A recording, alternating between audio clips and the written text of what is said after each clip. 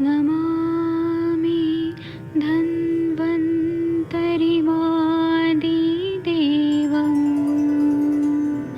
सुरासुरैर्वन्दितपादपद्मम् लोके जरारुभयमृत्युनाशम् दातारमीशम् विविधौषधीनां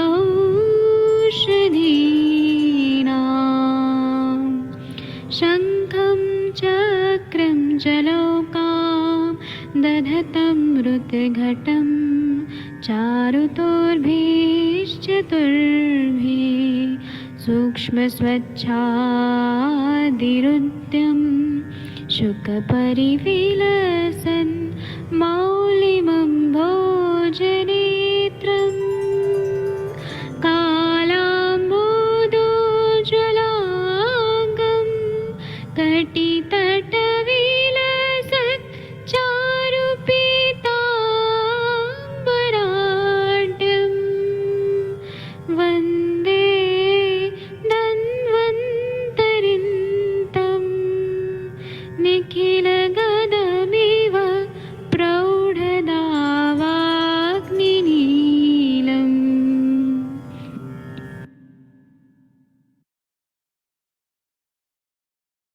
कोई भी सपना साकार करने के लिए सबसे जरूरी है सही कोच का होना। चुनिए आयुष दर्पण डिजिटल को और करें अपनी क्लिनिकल आयुर्वेद सीखने का सपना साकार। Download the app now.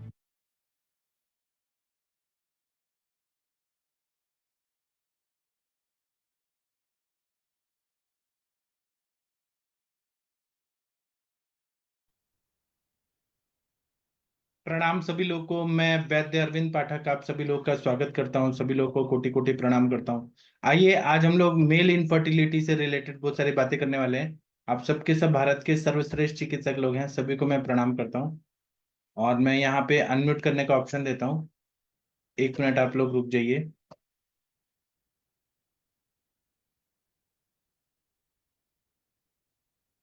एक मिनट बस, मुझे ना यहाँ पे जो ये है पीपीटी शेयर करना है।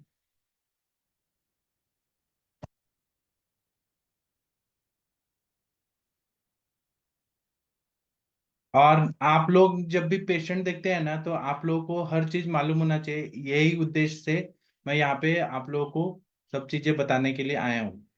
अभी आप लोग के स्क्रीन पे जो भी चीजें आ रही हैं वो देखिए। और आप लोग ना अम, जब भी पेशेंट आते हैं तो शुद्ध शुक्र कैसा होता है, ये आप लोगों ने सभी लोगों ने पढ़ा हुआ है कि शुद्ध शुक्र जो होता है वो स्फटिक मणि के समान होता है। और मतलब वो बहुत शुद्ध रहता है, प्रजा उत्पादन में सबसे सामर्थ्यवान रहता है। अब यही दूषित शुक्र जो है, अशुद्ध शुक्र है, वो तीनों दोषों से दूषित हुआ रहता है। ये देखिए, रक्तयुक्त शुक्र, अशुद्ध शुक्र कैसा है। तो हम लोग ना सुश्रुत संहिता में जो लिखा है वो थोड़ा पढ़ के फिर हम आगे पढ़ेंगे। सुश्रुत संहिता का मैं यहाँ पे लेके आता हूँ स्क्रीन। तो आप लोग देखिए, फिर हम लोग उससे पढ़ेंगे थोड़ा। हमें अपने ग्रंथों को नहीं छोड़ना है, आयुर्वेद का बेसिक प्रिंसिपल यही है। तो आप लोग को स्क्रीन में दिख रहा है, ऐसा बताया कि वात पित्त श्लेष्म शोणित कुणव गंधी ग्रंथि पूति पूय क्षीण मूत्र पुरुष रेतसा प्रजोत्पादन समर्था भवंती। मतलब शुक्र के दोष जो है, वात दोष से दूषित शुक्र, पित्त से विकृत, कफ से व्याप्त, रक्त से युक्त, मुर्दों की गंध वाला, गांठ युक्त, सड़ी गंध वाला, पोय युक्त, प्रमाण में कम, मूत्र के समान गंध वाला या मूत्र युक्त, मल के समान दुर्गंध वाला, वीर्य प्रजोत्पादन में अर्थात संतति उत्पन्न करने में समर्थ नहीं होता है ना, बराबर है ना। तो ये वीर्य के 8 गुण 8 दोष बताए हैं।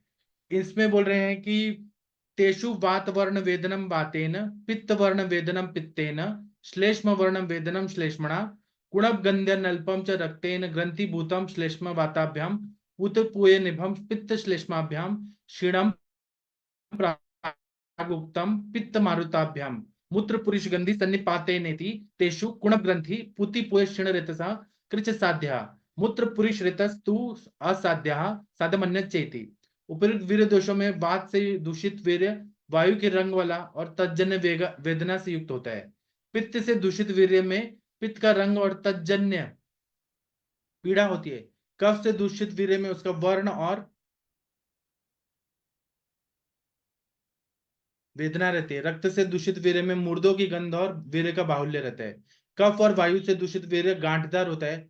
पित्त और रक्त से दूषित वीर्य सड़ी गंध वाला पुए के समान होता है। पित्त और वायु से वीर्य क्षीण होता है। और सूत्र स्थान 15वें अध्याय में बताए हुए जैसे बताया, मेढर में वेदना होती है, अंडकोश में संवेदना होती है, विषय संभोग में धीरे से वीर्य का पतन होता है, संभोग के समय पतन में थोड़ा सा रक्त और अल्प शुक्र दिखाई देता है। ये सब लक्षण होते हैं। सन्निपात से वीर्य में मूत्र और मल की दुर्गंध आती है। उनमें कुणप गंधी, ग्रंथि युक्त, दुर्गंधी, पुति पुए युक्त, वीर्य की अल्पता, ये दोष कष्ट साध्य हैं। मूत्र मल के समान गंध वाला वीर्य असाध्य होता है। इसके अतिरिक्त शेष वीर्य दोष साध्य हैं। आर्तव भी 8 प्रकार से दूषित होता है। और इसके बाद में बता रहे हैं कि वात पित्त कफ से अगर शुक्र दोष वाले पेशेंट आते हैं तो उनको स्नेहन, स्वेदन, वमन, विरेचन, निरुवर, अनुवासन बस्तियों से ठीक करना है। विशेष क्रियाओं के द्वारा तथा उत्तर बस्तियों से शुक्र दोषों को जीतना चाहिए। फिर बोल रहे हैं कि जो साध्य शुक्र हैं उनको पंचकर्म द्वारा हितकर, वाजीकरण औषधियों से, रक्त पित्त हर प्रयोगों से, क्योंकि रक्त की भी दृष्टि है, पित्त की भी दृष्टि है, और जीवनीय घृत, च्यवनप्राश, शिलाजतु आदि के प्रयोगों से हरण करना चाहिए। वातिक शुक्र दोष में निरु और अनुवासन उपयुक्त है। पैतिक दोष युक्त शुक्र में अभ्याम्लक रसायन हितकर है। उसी प्रकार कफ से दूषित शुक्र में त्रिफला रसायन उत्तम है। इसके अतिरिक्त उत्तर बस्ती का प्राधान्य होने से उसका अलग निर्देश किया है, वह भी शुक्र दोषों में उपयुक्त है। यद्यपि पंचकर्म में बस्ती का विधान है तो भी उत्तर बस्ती का चिकित्सा में प्राधान्य बताने के लिए स्वतंत्र नाम निर्देश किया गया है। अब वात पित्त कफ का हो गया, उसमें पंचकर्म करना है। कुणव गंधी वीर्य है, मतलब जो शव गंधी है, सड़ा हुआ, तो मुर्दों की गंध वाला वीर्य के लिए धातकी का फूल, खदीर की लकड़ी, अनार और अर्जुन की छाल द्वारा साधित या साल सरादी गण से साधित घी का प्रयोग करना है। इससे कुणव गंधी वीर्य ठीक हो जाता है। इसके बाद में ग्रंथिभूत शुक्र, ऐसे क्लॉट्स टाइप आ रहे हैं, तो ग्रंथिभूते शटी सिद्धम पलाशे वापी भस्मनी। शटी मतलब करचूर होता है, कर्पूर कार्चरी, और अश्मरी भित या पाषाण भित से घी सिद्ध करके वह देना है, तो जो ग्रंथिभूत है वह पूरी तरह से ठीक हो जाता है। वो दोष युक्त साधित शुक्र की चिकित्सा, तो परुषकादि गण से और वटादि गण से साधित घृत पुयाख्य, जिसमें पस आ रहे हैं। सीमेन एनालिसिस में आता है कि पस सेल्स होते हैं, तो परुषकादि गण और वटादि गण से सिद्ध घृत को देना है। परुषकादि गण बताया कि इसमें 8 दवाइयां हैं। फालसा, द्राक्षा मतलब काली मनुका, कायफल या कटफल, अनार, खिरनी, निर्मली, शाकफल, सागवान का फल, और त्रिफला। और यह सुश्रुत सूत्र स्थान 38वें अध्याय में दिया है। मतलब इसमें बोला है परुषक, द्राक्षा, कटफल, दाड़िम, राजाधन, कतकाफल, शाक फलानी, त्रिफला चेती। और वटादि गण है, उसमें 24 वनस्पतियां हैं। तो वट एक भी मिले तो भी ठीक है, और सब मिले तो बहुत अच्छा है। जितना मिलता है उतना कलेक्ट करना चाहिए। वट है, उदुम्बर, गुलर है, पीपल है, पाकर है, मुलेठी है, आम्रतक, ककुप, अर्जुन है, आम्र, कोशाब्र, शीरपत्र, लाक्षा वृक्ष, जामुन, दोनों जामुन, राज जामुन, चिरौंजी, महुआ, मधुक, कटफल, वेंत, कदम, बेर, तिंदुक, सलई, सर्जभेद, फिर लोद्र, साबर लोद्र, बिलावा, ढाक, ये सब का वटादिगण का प्रयोग करना है। क्षीण रेतस है तो इसमें जो क्षीण बलिय नामक अध्याय है उसमें वाजीकरण औषधियों का प्रयोग करना है। पुरुष गंधी शुक्र है तो इसमें चित्रक, उशीर और हिंग से बनाए हुआ घी का प्रयोग करना है। और बाकी 6 शुक्र विकारों में स्नेहन, स्वेदन, वमन, विरेचन क्रम रखना चाहिए। तो आयुर्वेद में हर चीज का बहुत ही अच्छे से चिकित्सा बताई है। यहाँ पे बोला है कि कुणवगंधी, ग्रंथिभूत, पुए, पुरख्य, क्षीण रेतस और मल मूत्र गंध वाले ये 6 प्रकार होते हैं। सामान्य चिकित्सा में स्नेहन, वमन, विरेचन, निरूबस्ती, अनुवासन बस्ती, शुक्र दोषों को वाले लोगों को देने के बाद उत्तर बस्ती देना चाहिए, ऐसा बताते हैं, है ना। उसके बाद में बोल रहे हैं, आप लोग 1 मिनट रुक जाइए।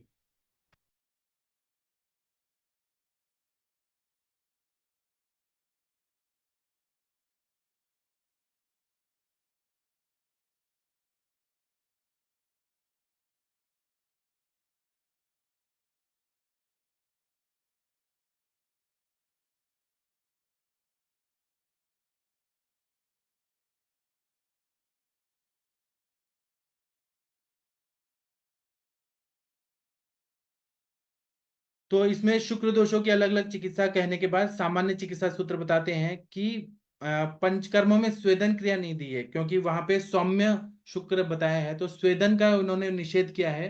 स्नेहन, वमन, विरेचन, निरूपज, अनुवासन, मस्ती, ये सब बताया है।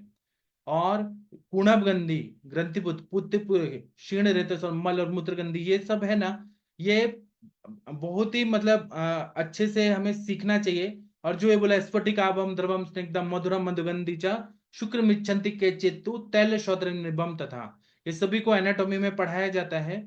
अभी यहाँ पर अगर कोई बोलेगा शशि मैम आप ये बताओ वो बताओ, तो शशि मैम आपको टाइम है तो आप बताइए। आपको बहुत सारे लोग ऐसे कॉल करेंगे जो खुद पढ़ाई नहीं करेंगे लेकिन आपका दिमाग जरूर खाएंगे, तो आप अपने आप को संभाल के रखिए शशि मैम। बहुत सारे लोग आपको बहुत सारा इरिटेट करने वाले हैं, ठीक है। आप उनको बोलिए खुद पढ़ के आओ फिर हमें बताओ, अगर नहीं पढ़ोगे तो आप क्यों बताएंगी। आप अपना अपना पढ़ाई पे ध्यान रखिए, आपका एमडी का है सब कुछ। मैं ये नहीं बोल रहा हूँ आप मत बताइए, लेकिन बताइए तो।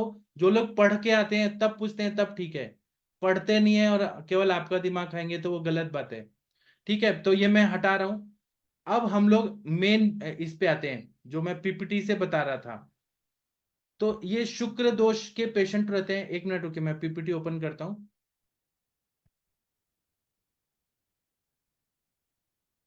हाँ एक मिनट रुक जाइए।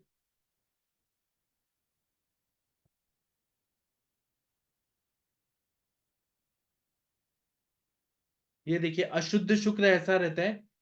तो अगर हम भेषज रत्नावली में देखेंगे उसमें भी अशुद्ध शुक्र की चिकित्सा बताई है।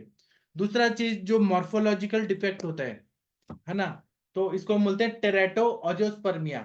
तो इसमें नॉर्मल स्पर्म सेल देखिए कैसा है, डबल हेडेड कैसा है, एक मिनट गया, हाँ जाइंट हेड कितना है, बड़ा है। एमॉर्फस हेड कैसा है, पिन हेड कैसा है, टेपर्ड हेड कैसा है, कॉन्स्ट्रिक्टेड हेड कैसा है, डबल टेल और क्वाइल्ड टेल और स्पर्मेटिड। इस तरह से हमें देखना चाहिए कि हमें नॉर्मल चाहिए ये चीजें। अब आता है एस्थेनोस्पर्मिया। एस्थेनोस्पर्मिया जो रहता है ये मेडिकल टर्म है जिसमें स्पर्म मोटिलिटी जो रहती है, मोटिलिटी का मतलब है कि स्पर्म सेल्स जो है वो मोटाइल नहीं है।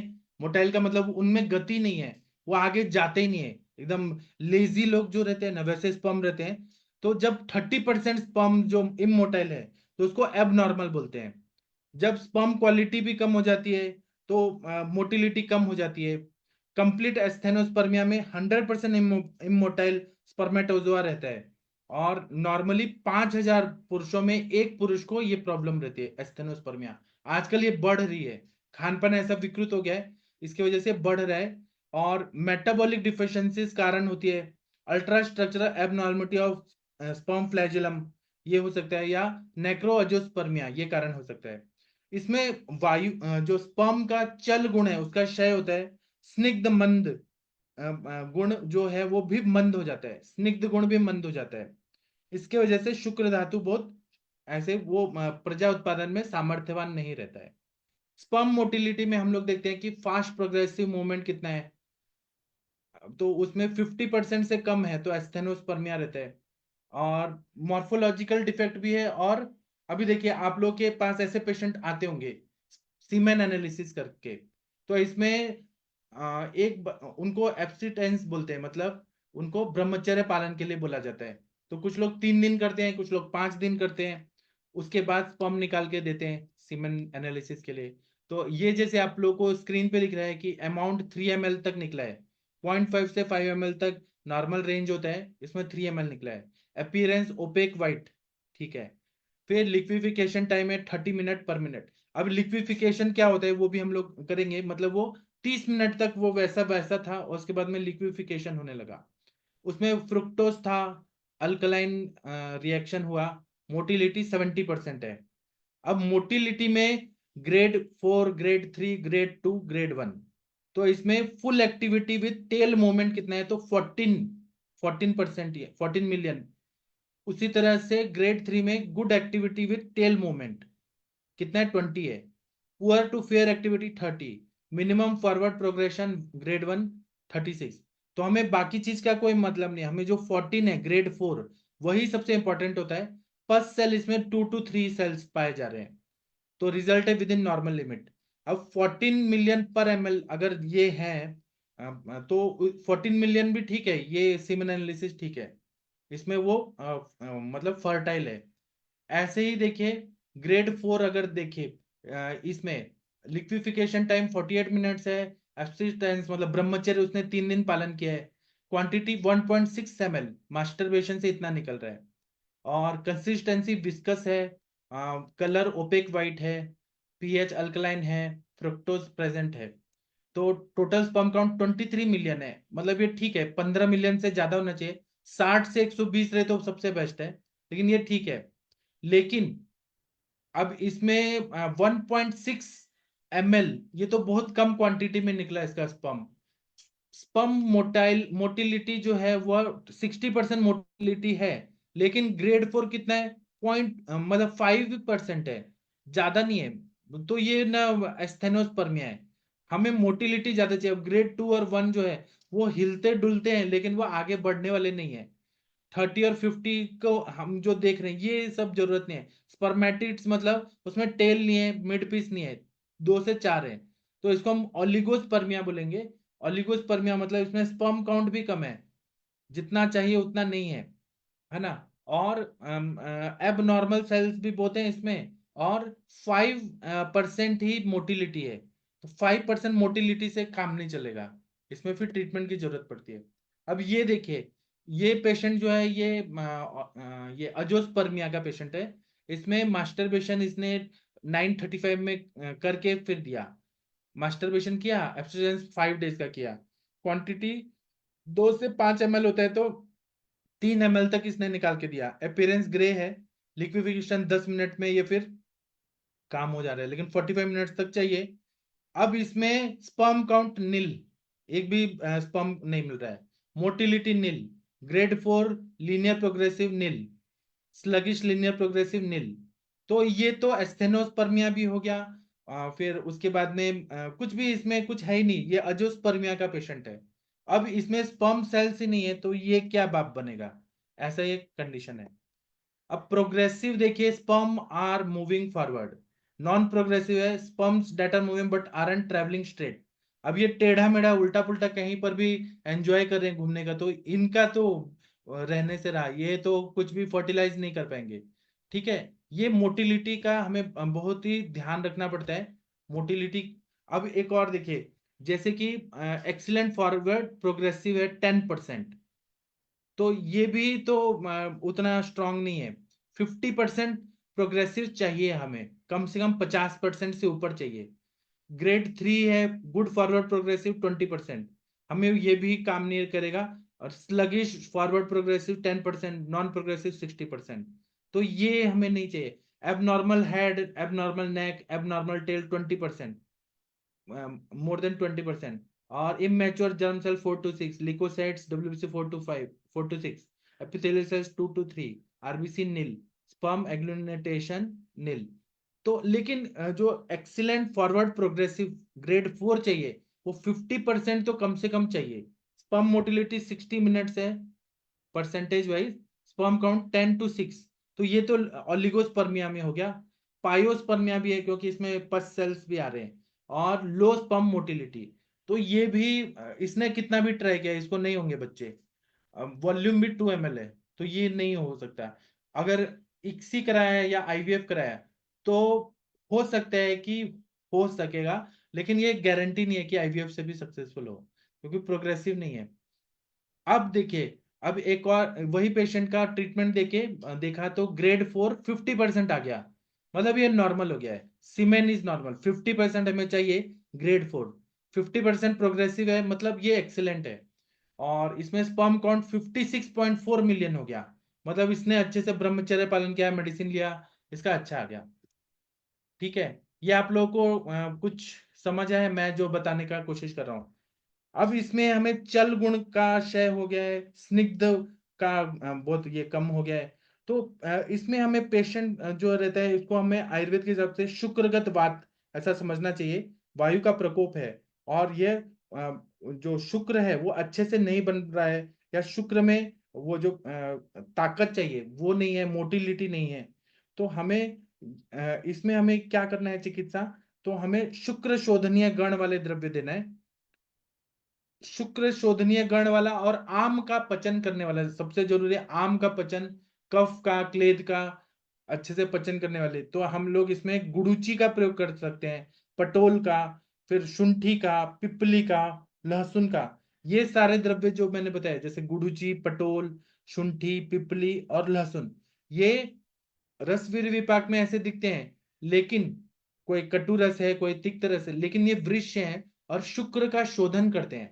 जैसे गुड़ुची है, गुड़ुची कटुका तिक्ता स्वादुपाक रसायनी संग्राहिणी कषायोष्णा बल्ल्या अग्निदीपनी दोषत्राम त्रिविधाम में काशांश पांडुताम कामला कुष्ठ वाता ज्वर कृमि वमिन हरित। तो गुड़ुची जो है वो वृक्ष बताया, शुक्र को बढ़ाता है। पटोल भी तिक्त रस होके भी शुक्र को बढ़ाता है। तो जब हम तिक्तक क्षीर बस्ती देते हैं ना, उससे भी बहुत अच्छा ये एस्थेनोस्पर्मिया, टेराटोस्पर्मिया या ओलिगोस्पर्मिया, अजोस्पर्मिया सब ठीक होता है। और शुंठी तो वृक्ष बताया ही है, पिपली भी वृक्ष बताया, लेकिन पिपली का अति मात्रा में सेवन नहीं होना चाहिए।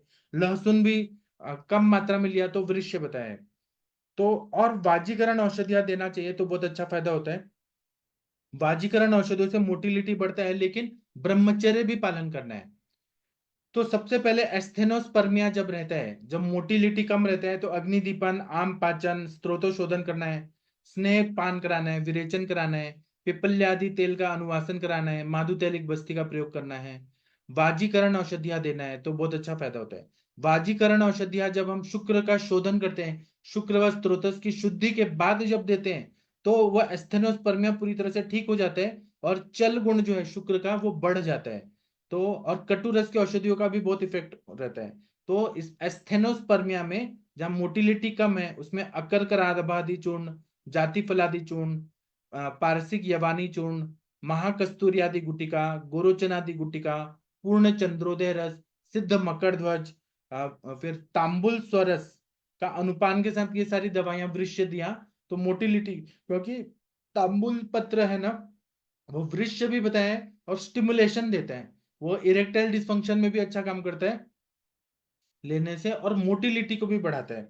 और इसी तरह से अश्वगंधारिष्ट है, नारिकेलासव, बलारिष्ट, दशमूलारिष्ट, माश शीर पाक, फिर भल्लातक फल मज्जा का शीर पाक, असाना निर्यास का शीर पाक, फिर भल्लातक घृत, तांबुल रसायनम, और फिर स्वर्णकांत शुक्र वल्लभ रस, फिर रसेंद्र काम चूड़ामणि रस, कामणी विद्रावण रस, मनमथ रस बहुत अच्छा काम करता है, पूर्ण चंद्रोदय रस, अब्रक भस्म, फिर जाति फलादि चूर्ण घी के साथ, ये बहुत अच्छा फायदा करता है। अब आप लोग कुछ बताइए इस टॉपिक पे, आप लोग का क्या अनुभव है? वीना मैम, शशि मैम, आपके पास लो स्पर्म काउंट मोटिलिटी के पेशेंट आते हैं क्या? अभय सर, लो स्पर्म मोटिलिटी के पेशेंट में आपका क्या अनुभव है सर? अनम्यूट कर पा रहे हैं? हाँ कर पा रहे हैं sir. Sir Harihar patient sir, देखे पर ट्रीटमेंट नहीं दिया आपने तो क्या है सर क्यों? आप इतना तो पता नहीं तुम्हें डिटेल आपने। हाँ, शुक्र शोधन गण द्रव्य जो है उसमें कुष्ठ है, कटफल है, कदम का निर्यास है, इक्षु है, कांडेक्षु है, वसु उशीर, ये सब है। और हमारी दवाइयों से जो अच्छा रिजल्ट आता है एस्थेनोस्पर्मिया में, वो कोई भी और दवाई से नहीं आता है। इसी तरह से एक होता है इंक्रीज विस्कोसिटी। अगर हमें विस्कोसिटी बहुत ज्यादा है, उसमें चिकटपना ज्यादा है ना, तो उसका मतलब कफ दुष्टि है शुक्र की, विस्कोसिटी भी ज्यादा गाढ़ा भी नुकसान देता है। तो इसके लिए शुक्र शोधन गण के द्रव्य देते हैं। उसी तरह से शिवागुलिका, चंद्र प्रभावटी, वो कफ का शमन करता है। पिपली रसायन, भल्लातक रसायन, शिलाजित रसायन, ये देते हैं। कभी कभी पायोस्पर्मिया होता है, मतलब पस सेल्स बहुत आते हैं सेमिनल फ्लूइड में, सीमेन एनालिसिस करने पे पस सेल्स बहुत ज्यादा पाए जाते हैं। तो हो सकता है क्रॉनिक प्रोस्टाइटिस होगा या inflammatory condition of male genital tract होगा, और इसमें पायोस्पर्मिया हमें देखना पड़ता है। और मैं आप लोग को एक चीज दिखाना चाहता हूँ, एक मिनट रुकिए। ये आप लोग को जो मैं बता रहा हूँ ना, ये बहुत ही इंपॉर्टेंट है। आप लोग ना बहुत, मतलब आप लोग को ना, मैं चाहता हूँ कि आप लोग का प्रैक्टिस बहुत बढ़िया रहे। जितना आप लोग का प्रैक्टिस अच्छा रहेगा ना, आप लोग और चमकेंगे आयुर्वेद जगत में। एक मिनट रुक जाइए, मैं आप लोग को दिखाना चाहता हूँ। यहाँ आएगा 1 मिनट में।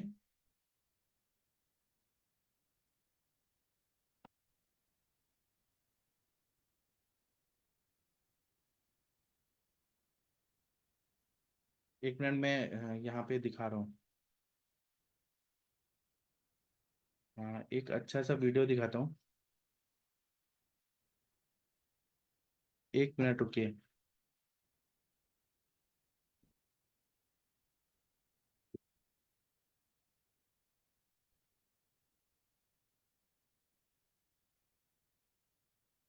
आप लोग का कोई भी मतलब कोई अपना अनुभव है तो वो शेयर कर सकते हैं।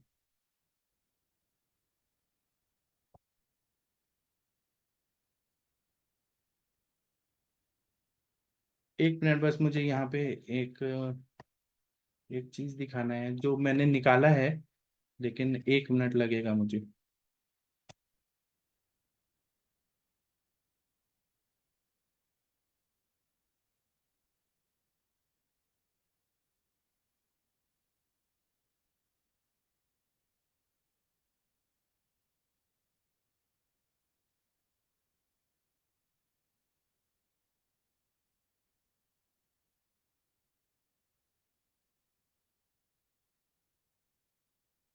अभी मैं शेयर करता हूँ। यहाँ शेयर कैसे करते हैं?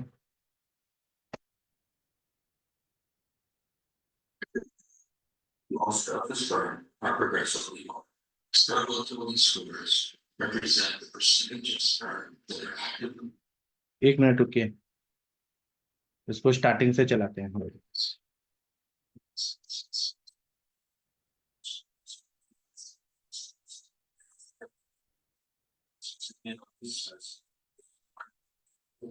We can see that sperm activities.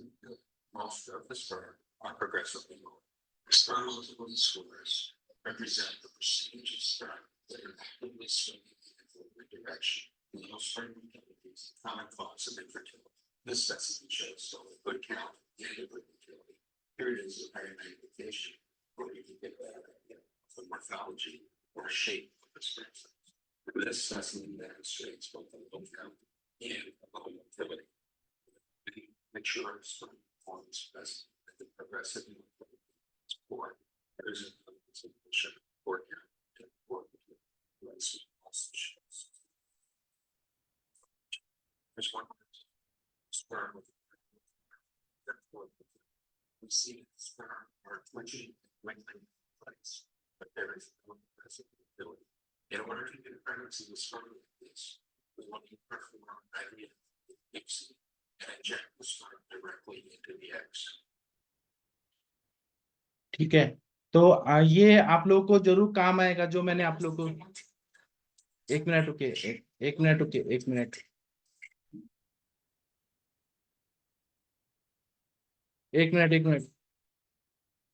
हाँ, अभी आप लोग कुछ बोलना चाहते हैं तो बोल सकते हैं। शशि मैम, आप कुछ बोलना चाहती हैं? डॉक्टर अभय सर, वीना मैम कुछ बोलना चाहते हैं? बोलिए प्लीज। आप लोग, आप लोगों को ये जो मैंने बताने का कोशिश की, आप लोगों को समझ आया? बोलिए प्लीज, मैं अकेले बोलते रहूंगा तो ऐसे कैसे चलेगा? हाँ सर, ये स्पर्म स्पर्म की मोटिलिटी दिखा रहे थे आप। हाँ सर, गंगवार सर, आपके पास कोई पेशेंट आए हैं? कुछ अनुभव है तो बताइए सर। वीना मैम, कुछ पेशेंट का अनुभव बताइए प्लीज। अगर आप लोग बोलते रहेंगे तो मैं कुछ और चीज दिखा पाऊंगा आप लोगों को। हाँ सर, मेरे पास अभी एक लड़का आ रहा है।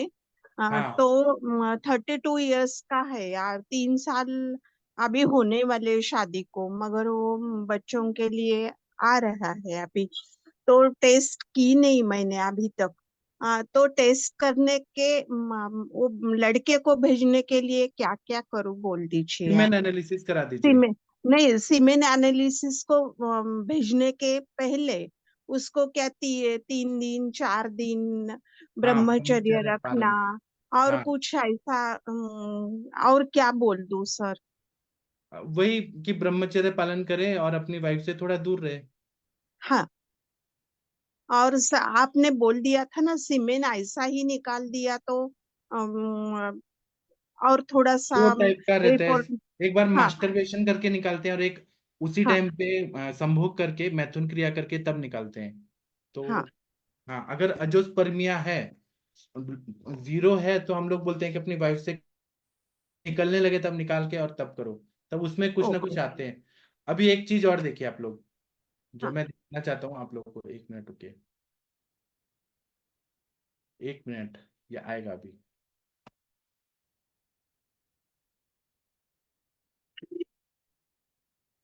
हाँ, अब देखिए। During ejaculation, nearly 300 million sperms move from the testes through the tubes called the vas deferens into the area of the prostate. At this point, the prostate contracts, closing off the opening between the bladder and the releasing fluid into the urethra and pushing the seminal forms a thick fluid that is alkaline in order to protect sperm from the acidic environment of the female vagina. The gel is liquefied by enzymes from the prostate gland. It also contains sugars to nourish the sperm. The seminal plasma is left in the vagina.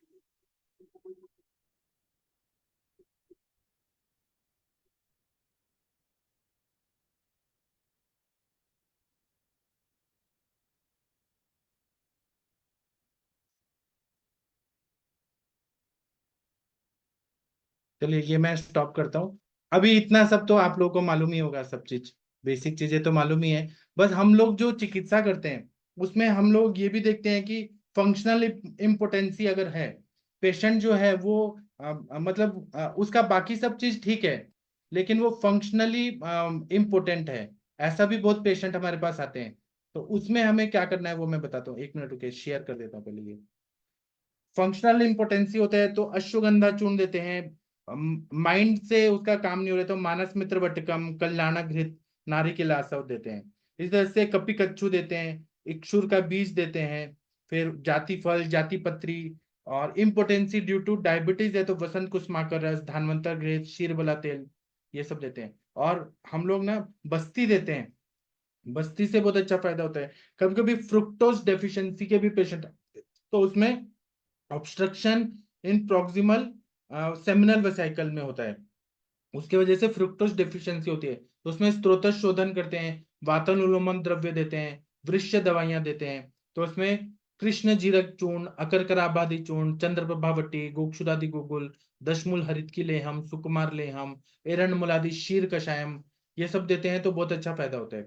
इसी तरह से कुछ ऐसी दवाइयां हैं जो functional impotency को ठीक करती हैं, जैसे कि शिगरू का निर्यास, शिगरू का बीज, मुसली, लवंग, यष्टि मधु, फिर शिलाजतु, औदुंबर का बीज, फिर बादाम, पिस्ता, शालमली का निर्यास, मोचरस, फिर जो अही फिर खसखस रहते हैं, पॉपी सीड्स, पुदीना, जटामांसी, तिल, ये सब बहुत अच्छा काम करते हैं। ठीक है, मैं बाकी और चीजें बताऊंगा, लेकिन आप लोग अभी मैं मुझे केसेस बताइए अगर कुछ आप लोग का अनुभव है तो। महाजन सर आप कुछ बोलना चाहेंगे? महेंद्र सर आप कुछ बोलना चाहेंगे क्या इस टॉपिक पे, मोटिलिटी पे, या फिर कुछ इम्पोर्टेंसी से रिलेटेड? बोलिए बोलिए, नहीं तो मैं तो बताऊंगा ही। आप लोग कुछ बोलिए, मैं असली में डिस्कस कर रहा हूँ, आप लोग का क्या अनुभव है? सर मेरे भी स्पर्म काउंट कम हुए थे जो पेशेंट के, तो वो आप तो मजाक उसको बोल रहे हैं ना कि वृक्ष, सिर्फ वृक्ष देते हैं, सिर्फ वृक्ष सिर्फ वृक्ष नहीं देना है मैडम मेडिसिन। जी, उसमें हाँ हमें देखना है, केवल वृक्ष दवाइयां ही नहीं देना है, हमें पूरा केस टेकिंग करना है। मगर रिजल्ट तो आता है सर उसमें। मैं कहाँ बोल रहा हूँ कि नहीं आता है, मैं कहाँ बोल हाँ रहा हूँ नहीं आता है, लेकिन आप अगर तो अच्छे से देखेंगे हाँ कि वात से, पित्त से, कफ से, उसकी ग्रहणी दृष्टि है क्या, उसका अग्नि मानदेय है क्या, हाँ वो तो है ना, वो तो पहले ही देते हैं, उसके बाद में तो मैं हम्म, वृक्ष दवाइयां तो देनी ही है ना, मैं कहाँ मना कर रहा हूँ, लेकिन स्टेप हाँ बाय तो स्टेप जाए तो ज्यादा नहीं, अच्छा रहेगा। पहले तो वो देते हैं, पचन अच्छा हुआ, गृहिणी का काम अच्छा सुधार लिया, तो बीज अच्छे होने के बाद ही हम वृक्ष देते हैं सर, और रिजल्ट मिलता हाँ, है। हाँ व्यासपीठ तो के मैं बोल रहा हूँ ना, आप दीजिए ना, दीजिए, ऐसे ही दीजिए। हाँ, व्यासपीठ के कार्यक्रम में ये विषय बहुत ज्यादा टाइम चर्चा होती है इस पे। और विनय वेलणकर खुद बहुत इसके लिए वापर करते हैं। उनका देख के ही मैं भी वही यूज अच्छी करती हूँ बात है, सर। आप ऐसे ही करिए मैम, ऐसे ही करिए। लेकिन जो नए लोग आते हैं ना, जिनको फॉर्मूला चाहिए, आपने अभी हाँ देखा हाँ, होगा, कुछ लोग आते हैं केवल फॉर्मूला बताओ, इसमें क्या दवाई देना है, रिपोर्ट दिखाते हैं और रिजल्ट बताओ। जो ओके लोग ओके, फॉर्मूला बेस्ड प्रैक्टिस करते हैं या चाहते हैं, उनके लिए हाँ मैं हाँ, बोल रहा हूँ। अच्छा अच्छा, हाँ। ओके अभी क्या है सॉरी। कि, हाँ बोलिए, कुछ बोलना है आपको? नहीं नहीं, रिजल्ट आता है मगर तो मैं रिजल्ट आने के लिए ही ये सेशन ले रहा हूँ। हमें हाँ अच्छा सर। रिजल्ट ही देना है। नहीं तो कोई बोलेगा पीसीओडी का फॉर्मूला बताओ, और मेरे बच्चे हैं तो बच्चे का मुझे है, मैं पढ़ूंगी नहीं, मैं संप्राप्ति नहीं बताऊंगी, और ये दवाई है, और रिजल्ट आता है मुझे भी, ऐसे थोड़ी ना ट्रीटमेंट होता है। नहीं नहीं नहीं, ऐसे तो नहीं देते ट्रीटमेंट, हाँ। हम भी नहीं देते सर। हाँ। अभी क्या है, बाजीकरण द्रव्य के लक्षण क्या बताएं? यद द्रव्यम पुरुषम कुर्यात बाजी वत सुरत समम तद बाजीकरणम आख्यातम मुनि भी विशेषाम वरेहि। मतलब जो द्रव्य औषधि बाजी मतलब घोड़े के समान मैथुन करने की शक्ति को उत्पन्न करे, उसे बाजीकरण कहते हैं, ऐसे मुनियों ने तथा श्रेष्ठ वैद्यों ने कहा गया है। तो मैथुन करने की शक्ति जो रहती है, उसके अभाव में क्लिबता, ये शब्द बोला, इम्पोटेंसी मतलब क्लिबता, और क्लिब के भाव को क्लैब्यता। तो ये 7 प्रकार का बताया है। इसमें बोल रहे हैं कि क्लैब्य मतलब क्या है, मतलब इम्पोटेंसी, इम्पोटेंसी मतलब क्या है। तो आयुर्वेद में बोला है कि मैथुन करने वाले पुरुष के मन में मैथुन की इच्छा होने के बाद भी कुछ कारणों से मैथुन करने में असमर्थ होता है, उसको क्षोभ होता है, माइंड में भी और लिंग में भी, जिसका ध्वज शिथिल हो जाता है, मतलब पेनिस लूज पड़ जाता है, उसको नपुंसकता उत्पन्न हो जाती है, स्त्री से द्वेष उत्पन्न हो जाता है, अप्रिय स्त्री के साथ मैथुन करने से और नपुंसकता बढ़ती है। तो ऐसे मनुष्य समाज में नपुंसक कहलाते हैं, लेकिन वो होते नहीं है, उनको क्लैब्यता आई है। तो इसमें और हेतु बताएं, आहारज, जैसे अत्यधिक कटु रस प्रधान, अम्ल रस प्रधान और लवण रस प्रधान युक्त पदार्थों का अति सेवन करने वाले पुरुषों में पित्त का प्रकोप हो जाता है, वह शुक्र का नाश करता है, जिससे नपुंसकता उत्पन्न हो जाती है। यह दूसरे टाइप की नपुंसकता है जो आहार से, मतलब बहुत सारे पेशेंट ऐसे होते हैं जो बहुत ज्यादा मिर्ची खाते हैं, बहुत ज्यादा खट्टा खाते हैं, बहुत ज्यादा दारू पीते हैं, अल्कोहल बहुत लेते हैं, बहुत ज्यादा नमक खाते हैं। एक तो मेरे पेशेंट थे, वो ना दिन में कम से कम 25-30 नींबू खाते थे, उनका स्पर्म काउंट बहुत कम था, तो उनको बच्चे ही नहीं हो रहे थे 10 साल से। और उन्होंने सीमेन एनालिसिस कराया, आयुर्वेदिक डॉक्टर से ट्रीटमेंट भी कराया, सारा वृक्ष बाजीकरण सब पंचकर्म कराया, सब कुछ कराया, लेकिन वो ठीक ही नहीं हो रहे थे। फिर मैंने उनका दिनचर्या सब केस टेकिंग किया, पता चला कि वो 20 से 25 नींबू रोज खाते थे, और फिर अचार भी खाते थे, फिर टोमेटो सॉस भी लेते थे, चिली सॉस भी लेते थे, जैम भी लेते थे। इतना ज्यादा लवण और अम्ल रस, खासकर अम्ल रस का सेवन करने से उनको नपुंसकता ही थी। वो हेतु सेवन बंद कराया, अपने आप वो फिर सब अच्छा हो गया, उनका बच्चे भी हो गए। इसी तरह से जो पुरुष, एक और नपुंसकता बताइए, ये योग रत्नाकर में जो वाजीकरण निदान और चिकित्सा प्रकरण है उत्तराखंड में, उससे मैं पढ़ रहा हूँ। श्लोक में बोला है कि पिता शुक्र शयो दृष्टाम क्लैब्यम तस्मात् प्रजायते अति वैवाहिशिलो यो न च वाजी क्रियारतः। मतलब जो पुरुष अत्यधिक मैथुन करता है, मैथुन कर रहा है लेकिन बाजीकरण वीर्यवर्धक औषधियों का सेवन नहीं करता है, उसका वीर्य क्षय होने से नपुंसकता और ध्वजभंग होता है, इरेक्टाइल डिसफंक्शन होता है, और यह वीर्य क्षय कारण नपुंसकता होती है। यह एक तीसरे तरह की नपुंसकता है। दूसरा उन्होंने बोला है ध्वजभंग ववाप्नोति स शुक्राशय हेतु का। चौथी नपुंसकता बताइए कि महान लिंग के रोग होते हैं, जैसे उपदंश हो गया, syphilis, gonorrhoea, sexually transmitted diseases हो गए, उससे नपुंसकता होती है, ये चौथी नपुंसकता है। मेरे पास बहुत सारे ऐसे पेशेंट आते हैं, वो मेरा नाम सुन के, कि जो रेड लाइट एरिया में गए, महाराष्ट्र में पुणे सांस्कृतिक नगरी है, एक साइड में दगड़ूशेठ गणपति जी का अभी कल स्थापना होगा, और वहां पे गणेश जी को करेंगे, और लोग बोलते हैं हम पुणे जा रहे हैं गणपति देखने 10 दिन, और साइड में रेड लाइट एरिया है बुधवार पेट, वहां जाके ये सब करते हैं, और वहां से जब आते हैं तो सिफिलिस, गोनोरिया, एड्स, ये सब बीमारियां लेके आते हैं, भगवान के नाम पे क्या करके आते हैं। तो ऐसे बोला है हमारे आचार्य लोग को मालूम था कि उपदंश जैसी बीमारियां हो गई तो वो इन्फेक्शन जाएगा और उसके वजह से नपुंसकता होती है, फिर वो बच्चा नहीं उत्पन्न कर पाते। एक मेरे पास ऐसे ही पेशेंट आए थे, वो पुलिस थे, तो वो मुझे बोले कि मुझे HIV पॉजिटिव हुआ है और उनकी वाइफ को भी HIV पॉजिटिव हुआ था। तो वो मेरे पास इसलिए आए थे कि उनकी वाइफ को जो HIV पॉजिटिव का जो दवाइयां दिया जाता है उससे लीवर फेल हो गया था, तो उनको असाइटिस हो गया था, cirrhosis of liver, last stage liver का था और पूरा बॉडी में असाइटिस हो गया था, पानी पानी जमा हो गया था लंग्स में, ब्रेन में, सब जगह। डॉक्टर्स ने कहा कि आपको 35 लाख खर्चा करना पड़ेगा, हम लीवर ट्रांसप्लांट करके देंगे और उसके बाद क्योंकि एड्स है, HIV पॉजिटिव है, तो आपको ना महीने का 4-4.5 लाख खर्चा आएगा, तभी वो जिंदा रह पाएंगे, नहीं तो वो फिर डेथ हो जाएगा क्योंकि HIV पॉजिटिव है। और बहुत प्रिकॉशन से हम सर्जरी करेंगे और लीवर मिलना भी मुश्किल है, इसलिए 35 लाख खर्चा आएगा। तो वो मेरे पास आए, उन्होंने मुझे कहा कि मेरी वाइफ को HIV पॉजिटिव है, आप उनको मत बताइएगा, मैं बाद में बताऊंगा सब चीज। तो मैंने उनको ट्रीटमेंट दिया, पूरा उधर की चिकित्सा किया, यकृत का चिकित्सा किया और पंचकर्म नहीं किया मेरे क्लिनिक में, विरेचन कराया, सब कराया, तो वो ठीक हो गई। अभी 2017 में ठीक हुई, 2024 है, ठीक है। लेकिन एक दिन वो आए, हस्बैंड आए, तो मैंने उनसे पूछा कि इनको हुआ कैसे, आपकी वाइफ को HIV पॉजिटिव, ये तो इतनी अच्छी है। तो बोला कि मैं खराब हूँ, मैं रेड लाइट एरिया में जाता हूँ, तो वहां पे बहुत सारे लोग के साथ किया मैंने, और फिर मैंने अपनी वाइफ की फ्रेंड्स के साथ भी किया, उनको भी एड्स करा दिया।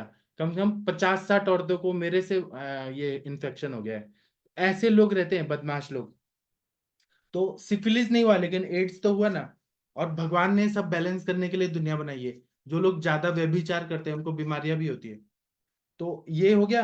फिर उसके बाद में बताया कि वीर्यवाही सिराओं के कट जाने से, लिंग का उत्थान न होने से नपुंसकता होती है। जैसे कि वेसेक्टोमी हो गया, सेमिनल वेसिकल को कट कर दिया या कट हो गया, उसके वजह से ये इरेक्टाइल डिसफंक्शन होता है, ये भी प्रॉब्लम होती है।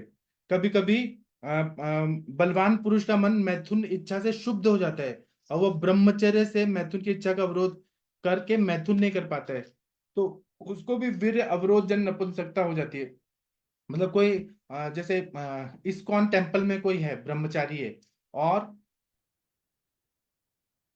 ब्रह्मचर्य उसने पालन किया है, लेकिन अचानक उसका गृहस्थाश्रम में शादी विवाह हो गया और उसने जब करने का कोशिश किया तो वो वीर्य अवरोध हो जाएगा, क्योंकि इतने दिन तक उसने नहीं किया। शुक्रवाही सिराएं जो हैं वह पूरी तरह से ब्लॉक्ड है, यूज में नहीं है, तो वह एक प्रकार की नपुंसकता रहती है उसको। वो हमेशा नहीं रहेगी लेकिन वो उस टाइम तक तो रहेगी। इसी तरह से कुछ लोग रहते हैं वो जन्म से ही आसक्य रहते हैं, नपुंसक रहते हैं, उनमें उतनी मतलब सेक्सुअल परफॉर्मेंस की ताकत नहीं रहती है, वो हो जाता है। इसी तरह से कुछ असाध्य क्लैब्य रहते हैं जो स्वाभाविक रहते हैं, या मर्म का छेद हो गया, जैसे वेरिकोज सील वगैरह हो गया, उससे नपुंसकता हो जाती है। तो कि इन सब की चिकित्सा के लिए क्या बताया है, तो आयुर्वेद में बोला है कि सबसे पहले तो 16 वर्ष के पहले और 70 साल के बाद स्त्रियों के साथ संभोग मैथुन नहीं करना चाहिए, निषेध बोला है, 70 साल के बाद नहीं करना चाहिए। पहले आपके पेशेंट को ये बताना है, क्योंकि 16 साल के पहले तो शुक्र की अभिव्यक्ति नहीं होती है, प्यूबरिटी नहीं आती है बच्चों में। अगर वो लोग पॉर्न वीडियोस देख रहे हैं, अभिव्यक्त कर रहे हैं, तो गलत है। 16 साल के बाद ही करना चाहिए और 70 साल के बाद तो नहीं करना चाहिए, क्योंकि नहीं तो फिर क्या होगा, प्रोस्टेट का प्रॉब्लम होगा। अभी डॉक्टर्स क्या बोलते हैं कि मैथुन करने से प्रोस्टेट का प्रॉब्लम नहीं होता है, वो गलत चीजें बताते हैं। असली में मैथुन नहीं करना चाहिए 70 साल के बाद। दूसरा है कि अकाल मृत्यु तक हो जाती है, शुक्र का क्षय होगा, धातु क्षय होगा, तो मृत्यु भी हो सकती है। और दूसरा बोला है कि वाजीकरण दवाइयां देनी चाहिए। तो वाजीकरण दवाइयां किसको देना है, जो धनवान है और जो रूप यौवन से संपन्न है और जो कंट्रोल करने वाला है।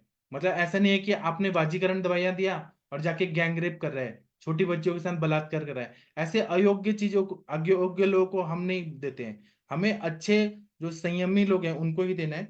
और दूसरा क्या है कि बाजीकरण दवाइयों में बहुत सारी चीजें बताई हैं, जैसे शुंठी है, फिर उसके बाद में शतावरी आदि चूर्ण है, जैसे शतावरी, नागबला, विदारिकन, गोक्षुर, आंवला, ये सब क्या है, बाजीकरण द्रव्य है।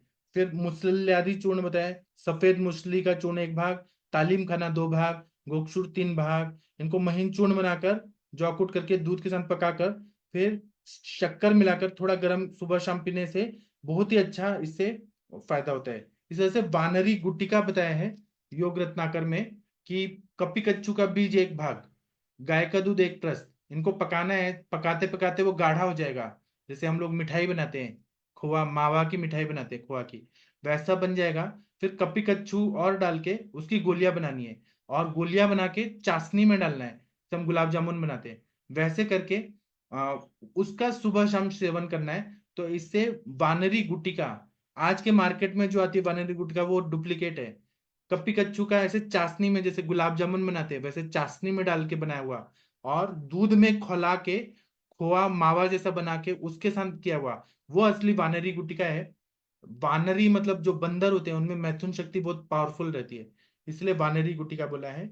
इसी तरह से बकरे का अंडकोश को दूध में पकाकर उस दूध में तिल को अनेक बार प्रकार भावित करके जब संभोग करते हैं तो सैकड़ों स्त्रियों के साथ संभोग करने की ताकत आ जाती है।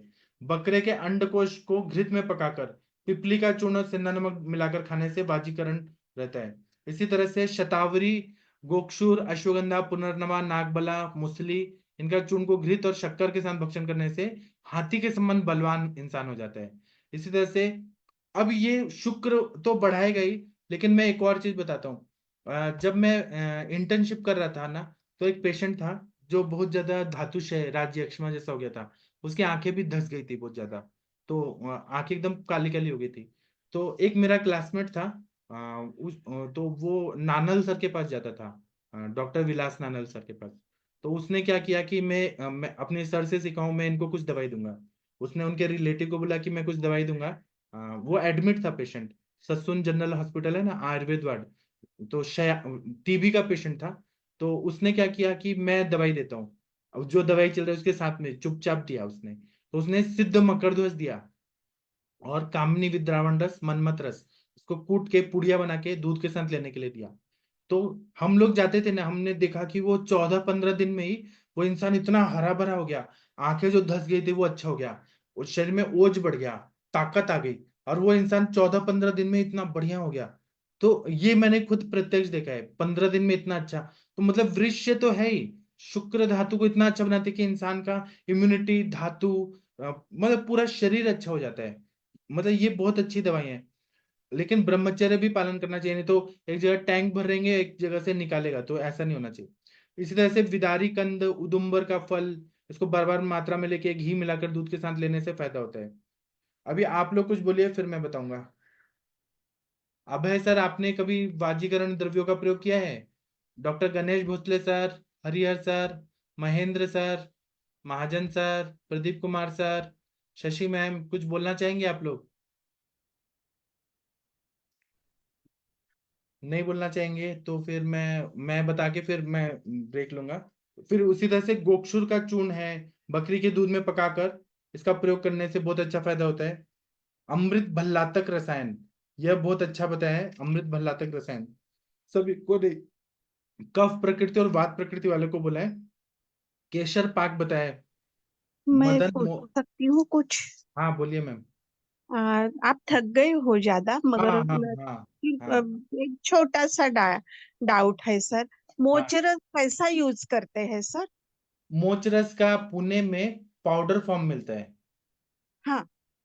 तो उसको क्या करते हैं, मोचरस को हम पिच्छा बस्ती में यूज करते हैं, लेकिन मोचरस कैसा जैसे गोंद होता है ना वैसा होता है, चिकट चिकट होता है। हाँ, अगर वो मालूम है। हाँ। वो हाँ। आपने दूध में ज्यादा डाल दिया ना तो वो शीरा हलवा बन जाएगा। हाँ। बहुत कम मात्रा में डालना पड़ता है वो मोचरस। अच्छा। तालमली का निर्यास है हाँ मोचरस। हाँ। तो मैं हमेशा से सुनता था कि दूध के मोचरस से भी साथ शुगर देना, वो गरम करके। क्या क्या? दूध के साथ गरम करके इस डिसीज में यूज करना है हाँ ना? हाँ, वृक्ष होता है। वृक्ष होता है वो। हाँ। ओके। ओके। मैं ऐसा सर कभी यूज नहीं किया मैंने। मैंने किया है। मैं शुरुआत हाँ। में 2002 में प्रैक्टिस शुरू किया। मैंने हाँ। सर से सुना था कि मोचरस सिद्ध दूध से ये फायदा होता है। एक पेशेंट हम्म। को मैंने कहा कि दीजिए, तो उसने क्या किया कि बहुत ज्यादा डाल दिया, वो पूरा हलवा जैसा बन गया, वो ऐसे फूलता है बहुत ज्यादा। तो वो फिर खाया नहीं गया, उसको फिर बहुत मुश्किल से खाया गया। तो इसलिए बहुत कम मात्रा में, 1 चुटकी 2 चुटकी इतना काफी है, 1 गिलास दूध में, बस उतना ठीक है। अब प्रवाहिका में हम हाँ, बत्ती देते हैं ना, उसका इच्छा बत्ती। मोटर का हाँ, इच्छा पिच्छा बत्ती। बत्ती। हाँ या फिर अववाहक और विश्वाची होते हैं, जब बहुत हाँ, पेन हो रहा है तो मोचरस सिद्ध क्षीर वाला तेल का नस से देते हैं। जीरे वाला तेल का। हाँ हाँ। बल्ले भी है, वृक्ष भी है, सब है। बहुत अच्छा दवाई है मोचरस, लेकिन कम मात्रा में देना चाहिए, ज्यादा नहीं। यही चीज प्रैक्टिस से सीखने को मिलती है। जहां इंसान गलती करता है उसको फिर सीखने को मिलता है कि कितना कम मात्रा, ज्यादा मात्रा। इसी तरह से शतावरी घृत देते हैं, बहुत अच्छा फायदा होता है। वाजीकरण में चंदन आदि तेल बताया है, उसका मात्रा बस्ती देने से फायदा होता है। महासुगंधी तेल बोला है। और बहुत सारे द्रव्य हैं, पुष्प धनवा रस, चंद्रोदय रस, लघु पुष्प धनवा रस, मदन कामदेव रस, मदन कामेश्वर रस। ऐसे बहुत सारे द्रव्य बताए हैं, उसमें से जो जो घटक द्रव्य मिलते हैं उनका प्रयोग करने से फायदा होता है। चलिए, अब मैं कल आप लोगों को बहुत सारे पेशेंट ऐसे आते हैं कि हमें लिंग वृद्धि करना है, स्मॉल पेनिस है तो हमें बढ़ाना है, तो उसके लिए क्या दवाइयां आयुर्वेद में बताइए, वो मैं कल बताऊंगा। आप लोगों को मेल इनफर्टिलिटी को कंटिन्यू रखना है तो मुझे हाँ बोलिए, नहीं तो मैं दूसरा टॉपिक भी पढ़ा सकता हूँ। नहीं, ये टॉपिक चलने दीजिए। हाँ, अच्छा है।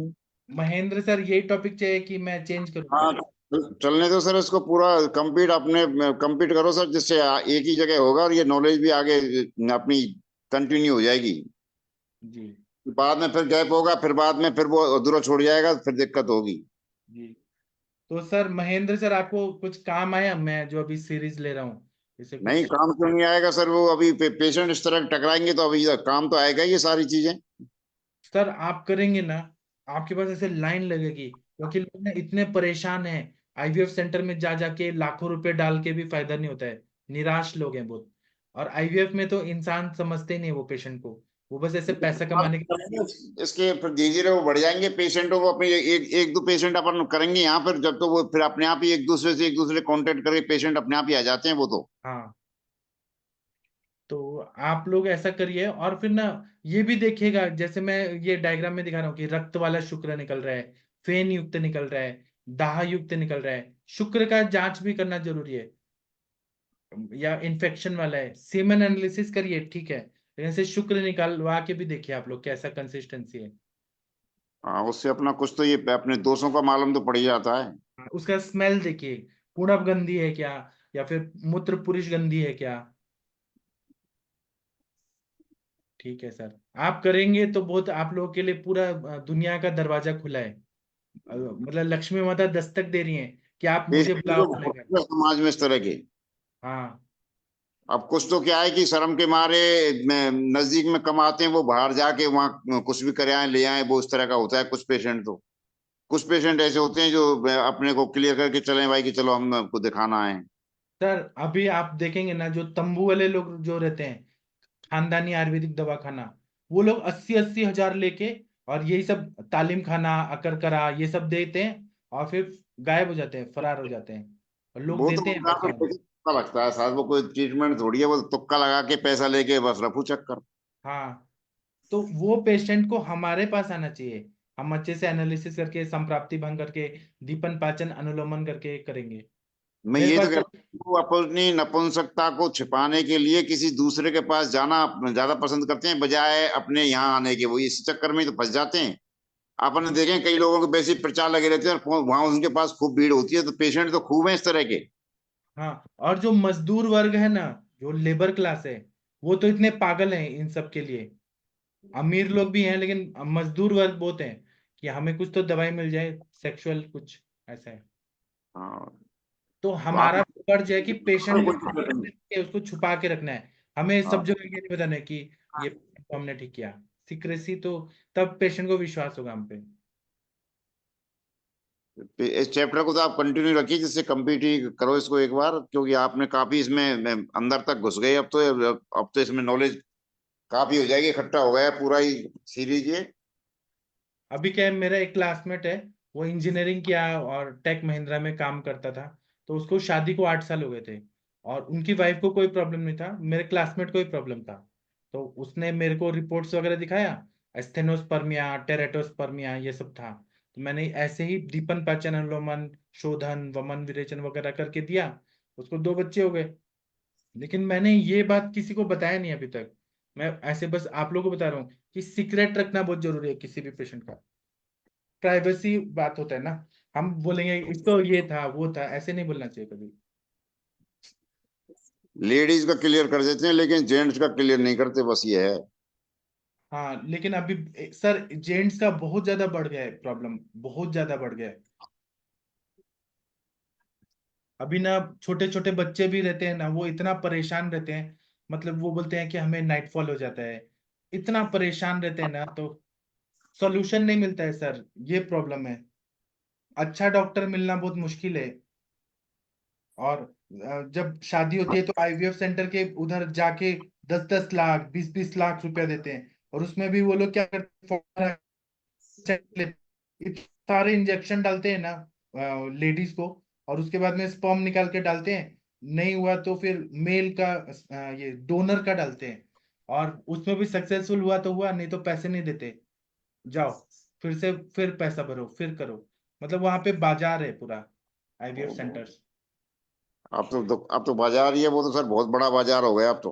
हाँ, तो हम लोग जितना अपना पैथी को अच्छा करेंगे, उतना हमारा पुण्य भी मिलेगा, पैसा भी मिलेगा, सब मिलेगा। बस यही है कि हमारा ग्रहणी दृष्टि है कि नहीं, आम है कि नहीं, सारे स्त्रोतस कैसे हैं, धात्वग्नि कैसा है, भूताग्नि कैसा है, शुक्र का 8 दोष है कि नहीं, वो सब देखना है। और सब चीज करके केस टेकिंग करके अच्छे से मैनेज करें, तो हमारे पेशेंट सक्सेसफुल होते हैं सर, होते हैं। पूरी पूरी कोशिश करेंगे कि ऐसा ही अब तो करके हिसाब से ही अपने, क्योंकि इसकी में इतनी मेहनत भी नहीं करते थे, छोड़ देते थे इसको। अभी मैं एक केस बताता हूँ। मेरे पास एक पेशेंट आते थे, कपल, उनको शादी होके 18 साल हो गया था, हस्बैंड वाइफ। उन्होंने आईवीएफ कराया बहुत बार, फेल हो गया। उन्होंने आईयूआई कराया, फेल हो गया। दुनिया भर के आयुर्वेदिक डॉक्टर किए, होम्योपैथी किया, हकीम लोग के पास गए, झाड़ फूक किया, तांत्रिक मांत्रिक सब किया उन्होंने, तंत्र मंत्र सब कुछ किया, लेकिन हो ही नहीं रहा था। वो मेरे पास आए, तो वो जो मैडम थी ना, वो हमेशा रोती थी, वो एक स्कूल में टीचर है, हमेशा रोती थी कि मुझे क्यों नहीं हो रहा, मेरा रिपोर्ट नॉर्मल है, मेरे हस्बैंड का सीमेन एनालिसिस नॉर्मल है, ब्रह्मचर्य भी पालन करते हैं, तब भी क्यों ऐसा हो रहा है। मैंने केस टेकिंग किया ना, तो मुझे पता चला मैडम को वामिनी योनि व्यापत था, मतलब शुक्र जाता था और वो बाहर फेंक देता था बॉडी, वामिनी योनि व्यापत। मैंने वामिनी योनि व्यापत का चिकित्सा किया, और मैडम को बच्चा हुआ, और वो 9 महीने मतलब स्कूल में जाके पढ़ाती भी थी, सीढ़ियाँ चढ़ के 4th फ्लोर पे जाती थी। और उसी टाइम पे क्या हुआ कि उनके हस्बैंड जर्मनी चले गए कुछ काम से, तो वो खुद गई, उनको पेन शुरू हुआ ना, खुद हॉस्पिटल में गई, और बोली अभी मेरे को डिलीवरी का पेन शुरू हो गया है, और नॉर्मल डिलीवरी हुआ। उनका बच्चा इतना अच्छा है कि अभी इतने 2008 की बात है, अभी तक वो बच्चे को कोई सर्दी जुकाम बुखार फीवर कभी नहीं हुआ, पूरा आयुर्वेदिक बच्चा है।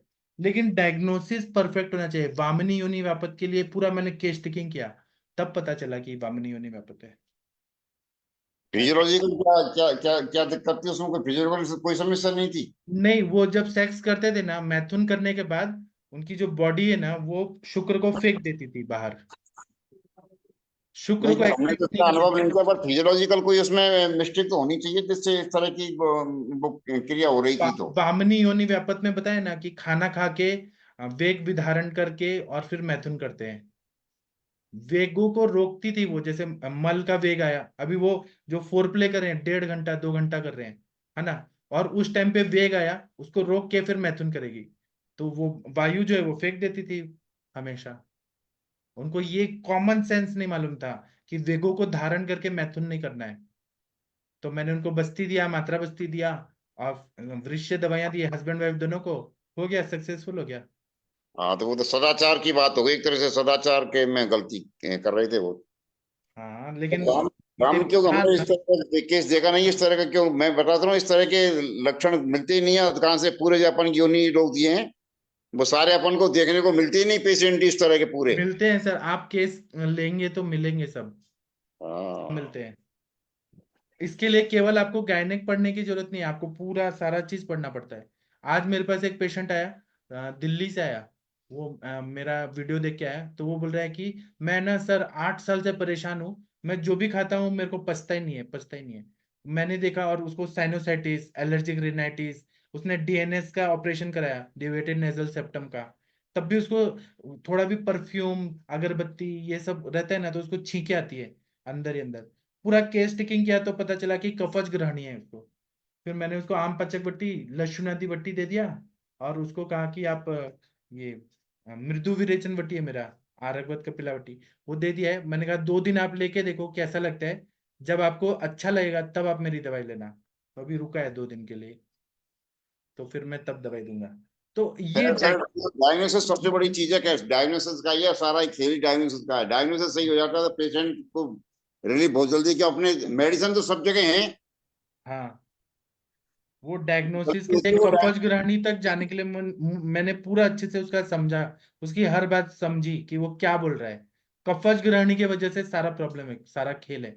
और उसको क्या डॉक्टर दवाई देते हैं, कोई भी आए ना डॉक्टर, तो वो आयुर्वेदिक डॉक्टर चित्रकाति बट्टी और फिर आसव रिश देते हैं, उससे उसको और तकलीफ बढ़ जाती है।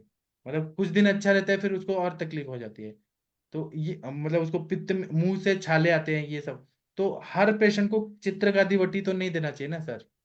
हाँ नहीं सर, अपने जमदग्नि सर भी बताते हैं कि अपने को सब लक्षणों को पेशेंट के एक बार लिख लो, कुछ भी नहीं आता, जो बता रहा है वो सब तुम बात पित्त के हिसाब से लिखते चले जाओ बस उसको सारे को। और हाँ सब लिख के फिर उसके आगे अपने जो जो भी लक्षण है उसमें लोग ये बात का है, पित्त का है, भाई दा है, चोस है, ओस है, या फिर इसकी स्निग्धता सी लग रही है, तो वो सारे लक्षण अपने आप ही सबको क्लियर करके दोष को क्लियर कर लो, उसी से पेशेंट का इलाज हो जाता है। हाँ। एक और चीज ना, मेरे पास एक मैडम है यहाँ पे, अभी रात को आती है। उनके पास एक पेशेंट था जो ना नाइटफॉल हो रहा था, मास्टरबेशन करता था वीडियो देख देख के। तो मैंने कहा मेरा ये वाला वीडियो देखो। तो वो वीडियो दिखा के मैंने उसको ये समझाया कि आप ना शुक्र का क्षय कर रहे हो। आपका 155 मिलियन पर ml तक शुक्र होना चाहिए। आप चाहते हो कि आपके शुक्र में 1 या 2 मिलियन रहे, या 1 या 2 स्पर्म सेल रहे, फिर शादी होने के बाद आपको प्रॉब्लम हो। तो उसने उसको बहुत ऐसा प्रभावशाली हो गया। अभी उसका 2 दिन के बाद फोन आया कि मैंने वो सब छोड़ ही दिया है। ऐसे काउंसलिंग किया ना, थोड़ा मतलब सही जानकारी देके कि शुक्र का क्षय क्यों नहीं करना है। जब ऐसे किया ना, स्पर्म काउंट कम हो जाते हैं, स्पर्म सेल कम होते हैं, तो फिर दिमाग में बैठता है लोगों को। फिर वो बोलते हैं हाँ ये डॉक्टर को अच्छा मालूम है, जानकारी है, तो वो सारा बात मानते हैं। इसलिए हमारा नॉलेज परफेक्ट होना चाहिए, तभी हम बता सकते हैं। वो भविष्य के लिए उसको समझा सकते हैं कि भाई भविष्य में तुम्हारा ये, तुम इस तरह करोगे तो तुमको ये लॉस होने जा रहा है अब। हाँ, मैंने कहा कि पहले के जमाने में लोगों को 155 मिलियन 200 मिलियन तक स्पर्म सेल होते थे, तो वो लोग कितने बलवान होते थे। वो लोग 100 100 किलो का जो पोता है, बोरा है, वो उठा के आराम से रख देते थे, गेहूं का, सीमेंट का। अभी आप में उतनी ताकत नहीं है, क्योंकि आप शुक्र का क्षय कर रहे हो। तो उसको ये बात साइंस समझ आया, क्योंकि आजकल के बच्चे कैसे साइंस में रिलेटेड सब चीज जानना चाहते हैं, उनको उनकी भाषा में समझाना पड़ता है। तो एक्चुअल सर ये आज का जो आदमी है उसमें ताकत नहीं है, जो जैसे अब भी लोग कहते हैं कि शहर गांव के लोग में ज्यादा ताकत है, शहर की बजाय वो खाने पीने का वो सब, वही व्यवस्था तो है उनकी जिसका सही है, रोटेशन खाने पीने का और एक्सरसाइज वगैरह का वो सही है।